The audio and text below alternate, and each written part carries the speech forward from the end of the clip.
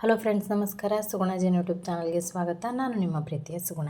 ಯಾರೆಲ್ಲ ನನ್ನ ಚಾನಲನ್ನು ಸಬ್ಸ್ಕ್ರೈಬ್ ಮಾಡ್ಕೊಂಡು ವಿಡಿಯೋ ನೋಡ್ತಿದ್ರು ಅವರೆಲ್ಲರಿಗೂ ಕೂಡ ಥ್ಯಾಂಕ್ ಯು. ಹಾಗೆಯೇ ಯಾರೆಲ್ಲ ನನ್ನ ಚಾನಲನ್ನು ಇನ್ನೂ ಸಬ್ಸ್ಕ್ರೈಬ್ ಮಾಡದೆ ವಿಡಿಯೋ ನೋಡ್ತಿದ್ರು ಪ್ಲೀಸ್ ಸಬ್ಸ್ಕ್ರೈಬ್ ಮಾಡ್ಕೊಳ್ಳಿ. ಇವತ್ತೊಂದು ನಾನು ಬ್ರೇಕ್ಫಾಸ್ಟ್ ಅಂತನಾದರೂ ಅಂದ್ಕೊಳ್ಬೋದು ಅಥವಾ ಲಂಚ್ ರೆಸಿಪಿ ಅಂತನಾದರೂ ಅಂದ್ಕೊಳ್ಬೋದು. ಸ್ಪೆಷಲ್ ರೆಸಿಪಿಯೊಂದಿಗೆ ಬಂದಿದ್ದೇನೆ. ಹೌದು, ಫ್ರೈಡ್ ಪೊಟ್ಯಾಟೊ ರೈಸ್. ಪೊಟ್ಯಾಟೊವನ್ನು ನಾನು ಫ್ರೈ ಮಾಡಿ ಆನಂತರ ರೈಸನ್ನು ಮಾಡಿ ತೋರಿಸ್ತಾ ಇದ್ದೇನೆ. ಡಿಫ್ರೆಂಟ್ ಸ್ಟೈಲಲ್ಲಿ ಮಾಡಿ ತೋರಿಸ್ತಾ ಇದ್ದೇನೆ. ನೀವು ಕೂಡ ಒಮ್ಮೆ ಟ್ರೈ ಮಾಡಿ. ಹಾಗಾದರೆ ಅದಕ್ಕೆ ಏನೇನು ಇಂಗ್ರೀಡಿಯೆಂಟ್ಸ್ ಬೇಕು ನೋಡ್ಕೊಂಡು ಬರೋಣ ಬನ್ನಿ.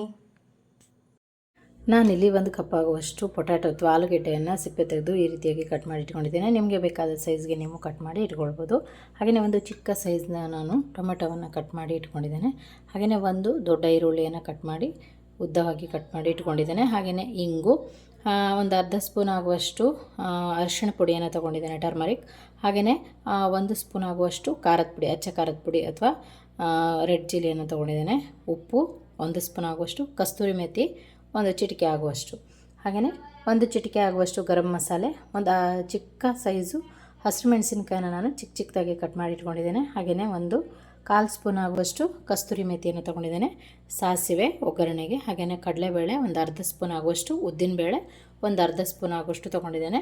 ಹಾಗಾದರೆ ಫ್ರೈಡ್ ಪೊಟ್ಯಾಟೊ ರೈಸ್ ಹೇಗೆ ಮಾಡೋದು ನೋಡ್ಕೊಂಡು ಬರೋಣ ಬನ್ನಿ. ನಾನಿಲ್ಲೊಂದು ಪಾತ್ರೆಯನ್ನು ತೊಗೊಂಡಿದ್ದೇನೆ. ಇದಕ್ಕೆ ನಾವು ಆಲೂಗೆಡ್ಡೆಯನ್ನು ತೊಗೊಂಡಿದ್ವಿ, ಪೊಟ್ಯಾಟೊ ಅದೆಲ್ಲವನ್ನು ಹಾಕ್ಕೊಳ್ತಿದ್ದೇನೆ. ಹಾಗೆಯೇ ಖಾರದ ಪುಡಿಯನ್ನು ತೊಗೊಂಡಿದ್ವಿ, ಖಾರದ ಪುಡಿ, ಅರಿಶಿಣ ಪುಡಿ, ಹಾಗೆಯೇ ಉಪ್ಪು, ಇದೆಲ್ಲವನ್ನು ಹಾಕಿ ಚೆನ್ನಾಗಿ ಮಿಕ್ಸ್ ಮಾಡಬೇಕೀಗ. ಚೆನ್ನಾಗಿ ಈ ರೀತಿಯಾಗಿ ಮಿಕ್ಸ್ ಮಾಡಿದ್ದೇನೆ ನಾನು.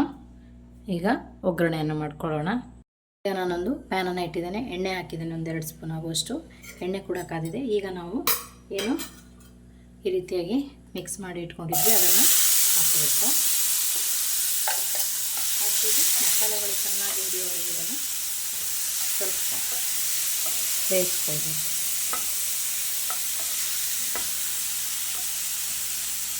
ಕಸ್ತೂರಿ ಮೆಥಿಯನ್ನು ಸಹ ಇದಕ್ಕೆ ಹಾಕ್ತಾ ಇದ್ದೇನೆ. ಇದು ಸ್ವಲ್ಪ ಆಲೂಗೆಡ್ಡೆ ಇದರಲ್ಲೇ ಬೇಯಬೇಕು, ಮಸಾಲೆಗಳೆಲ್ಲ ಹಿಡಿಬೇಕು ಇದಕ್ಕೆ. ನಾನು ಲಿಡ್ ಕ್ಲೋಸ್ ಮಾಡಿ 1-2 ನಿಮಿಷ ಬೇಯಿಸ್ಕೊಳ್ತಿದ್ದೇನೆ. ಇದು ಮಸಾಲೆ ಎಲ್ಲ ಸ್ವಲ್ಪ ಪೊಟ್ಯಾಟೊಗೆ ಹಿಡ್ಕೊಳ್ಬೇಕು. ಹಾಗಾಗಿ ಮೀಡಿಯಮ್ ಫ್ಲೇಮ್ನಲ್ಲಿಟ್ಟು 1-2 ನಿಮಿಷ ಬೇಯಿಸ್ಕೊಳ್ತೇನೆ. ಓಕೆ, ಪೊಟ್ಯಾಟೊ ಇಷ್ಟು ಫ್ರೈ ಆಗಿದೆ, ಸಾಕು. ಈಗ ಇದನ್ನೊಂದು ಬೌಲ್ಗೆ ಎತ್ತಿಟ್ಕೊಳ್ಳೋಣ. ನಾವು ನೋಡ್ಬೋದು, ಈ ರೀತಿಯಾಗಿ ಕಟ್ ಮಾಡಿದರೆ ಈ ರೀತಿಯಾಗಿ ಪೀಸ್ ಆಗುತ್ತೆ, ಸಾಕು. ಇಷ್ಟಾದರೆ ಸಾಕು. ನಾನು ಅದೇ ಪ್ಯಾನ್ಗೆ ಎಣ್ಣೆಯನ್ನು ಹಾಕ್ಕೊಂಡಿದ್ದೇನೆ. ಸಾಸಿವೆ, ಕಡಲೆಬೇಳೆ, ಉದ್ದಿನಬೇಳೆ, ಹಾಗೆಯೇ ಕಸ್ತೂರಿ ಮೆಥಿ, ಹಸಿರು ಮೆಣಸಿನಕಾಯಿ ಎಲ್ಲ ಹಾಕಿ ಮಿಕ್ಸ್ ಕೊಡ್ತಾ ಇದ್ದೇನೆ, ಫ್ರೈ ಮಾಡ್ತೇನೆ.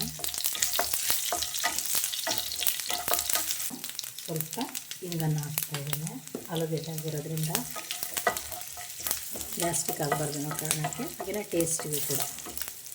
ಈಗ ನಾವೇನು ಕಟ್ ಮಾಡಿ ಇಟ್ಕೊಂಡಿದ್ದೀವಿ ಈರುಳ್ಳಿ 1 ಕಪ್ ಆಗೋಷ್ಟು ಅದನ್ನು ಹಾಕ್ತಾ ಇದ್ದೇನೆ. ಈಗ ಚೆನ್ನಾಗಿ ಮಿಕ್ಸ್ ಕೊಡಿ. ಈರುಳ್ಳಿ ಸ್ವಲ್ಪ ಕಲರು ಚೇಂಜ್ ಆಗಬೇಕು, ಅಲ್ಲಿ ತನಕ ಫ್ರೈ ಮಾಡಿ. ಓಕೆ, ಈರುಳ್ಳಿ ಇಷ್ಟು ಫ್ರೈ ಆಗಿದೆ, ಸಾಕಿದಕ್ಕೆ ಒಂದು ಚಿಕ್ಕ ಟೊಮೆಟೊವನ್ನು ಕಟ್ ಮಾಡಿಕೊಂಡು ಅದನ್ನು ಹಾಕ್ತಿದ್ದೇನೆ. ಹಾಗೆ ಮಸಾಲೆ ಅಂತ ಹೇಳಿದ್ವಿ ಅದನ್ನು ಸಹ ಹಾಕ್ತಾ ಇದ್ದೇನೆ. ನಾನು ಸ್ವಲ್ಪ ಅರಿಶಿಣ ಪುಡಿಯನ್ನು ಹಾಕ್ತಾ ಇದ್ದೇನೆ, ಕಲ್ಲರ್ಗೆ ಸ್ವಲ್ಪ ಅರಿಶಿಣ ಪುಡಿಯನ್ನು ಹಾಕಿದ್ದೇನೆ. ಓಕೆ, ಇದಿಷ್ಟು ಫ್ರೈ ಆಗಿದೆ, ಸಾಕು. ಇದಕ್ಕೆ ನಾನು ಕೊತ್ತಂಬರಿ ಸೊಪ್ಪನ್ನು ಆ್ಯಡ್ ಮಾಡ್ತಿದ್ದೇನೆ. ನೀವು ಬೇಕಿದ್ದರೆ ಆ್ಯಡ್ ಮಾಡ್ಬೋದು, ಇಲ್ಲಾಂದರೆ ಸ್ಕಿಪ್ ಮಾಡ್ಬೋದು. ಸ್ವಲ್ಪ ಉಪ್ಪನ್ನು ಆ್ಯಡ್ ಮಾಡ್ತಿದ್ದೇನೆ. ಆಲ್ರೆಡಿ ನಾವು ಪೊಟ್ಯಾಟೊಗೆ ಹಾಕಿರೋದ್ರಿಂದ ತುಂಬ ಏನು ಬೇಕಾಗಲ್ಲ. ಫ್ರೈ ಮಾಡಿ ಇಟ್ಕೊಂಡಿದ್ವಿ ಪೊಟ್ಯಾಟೊ, ಇದನ್ನು ಹಾಕಬೇಕು. ಹಾಕಿ ಚೆನ್ನಾಗಿ ಮಿಕ್ಸ್ ಕೊಡಬೇಕು. ಸಿಂಪಲ್ ಆಗಿದೆ, ಹಾಗೆಯೇ ಟೇಸ್ಟಿಯಾಗಿರುತ್ತೆ. ಈಗ ಇದು ಚೆನ್ನಾಗಿ ಮಿಕ್ಸ್ ಕೊಟ್ಟ ನಂತರ ಎಲ್ಲವೂ ಕೂಡ ಚೆನ್ನಾಗಿ ಫ್ರೈ ಆಗಿದೆ, ಟೊಮೆಟೊ ಎಲ್ಲ ಕೂಡ ಚೆನ್ನಾಗಿ ಬೆಂದಿದೆ. ಈಗ ನಾವೇನು ರೈಸನ್ನು ಮಾಡಿಟ್ಕೊಂಡಿದ್ವಿ ಅದನ್ನು ಹಾಕಿ ಚೆನ್ನಾಗಿ ಮಿಕ್ಸ್ ಮಾಡಬೇಕು. ನಾನು ನಾರ್ಮಲ್ ರೈಸ್ ಮಾಡ್ಕೊಂಡಿದ್ದೇನೆ, ನೀವು ಯಾವ ರೈಸ್ ಆದರೂ ಯೂಸ್ ಮಾಡ್ಬೋದು. ಅನ್ನ ರಾತ್ರಿದು ಉಳಿದಿದೆ ಅನ್ನೋಗಿದ್ದರೆ ವೇಸ್ಟ್ ಮಾಡೋದಕ್ಕಿಂತ ಈ ರೀತಿಯಾಗಿ ಮಾಡಿದರೆ ಒಂದು ಬ್ರೇಕ್ಫಾಸ್ಟ್ ರೆಸಿಪಿನೇ ಆಗೋಗುತ್ತೆ ಅಥವಾ ಲಂಚ್ ರೆಸಿಪಿನೇ ಆಗೋಗುತ್ತೆ. ನೀವೊಮ್ಮೆ ಟ್ರೈ ಮಾಡಿ. ಪೊಟ್ಯಾಟೋಯಿಂದ ಯಾವುದೇ ರೆಸಿಪಿ ಮಾಡಿದರೂ ಕೂಡ ಟೇಸ್ಟಾಗಿರುತ್ತೆ. ಓಕೆ, ಇದು ಈಗ ಚೆನ್ನಾಗಿ ಮಿಕ್ಸ್ ಆಯಿತು ನೋಡ್ಬೋದು. ಈಗ ಇದನ್ನು ಸರ್ವ್ ಮಾಡ್ಕೊಳ್ಳೋಣ. ಓಕೆ, ಬಿಸಿ ಬಿಸಿಯಾದಂತಹ ಫ್ರೈಡ್ ಪೊಟ್ಯಾಟೊ ರೈಸ್ ರೆಡಿಯಾಗಿದೆ. ನೀವು ಕೂಡ ಟ್ರೈ ಮಾಡಿ, ಹೇಗಾಗಿದೆ ಅಂತ ಕಮೆಂಟ್ನಲ್ಲಿ ತಿಳಿಸಿ. ನನ್ನ ರೆಸಿಪಿಗಳು ಇಷ್ಟವಾದಲ್ಲಿ ಫ್ಯಾಮಿಲಿ ಫ್ರೆಂಡ್ಸ್ಗೆ ಶೇರ್ ಮಾಡಿ. ವಿಡಿಯೋವನ್ನು ನೋಡಿದ್ದಕ್ಕಾಗಿ ಧನ್ಯವಾದಗಳು.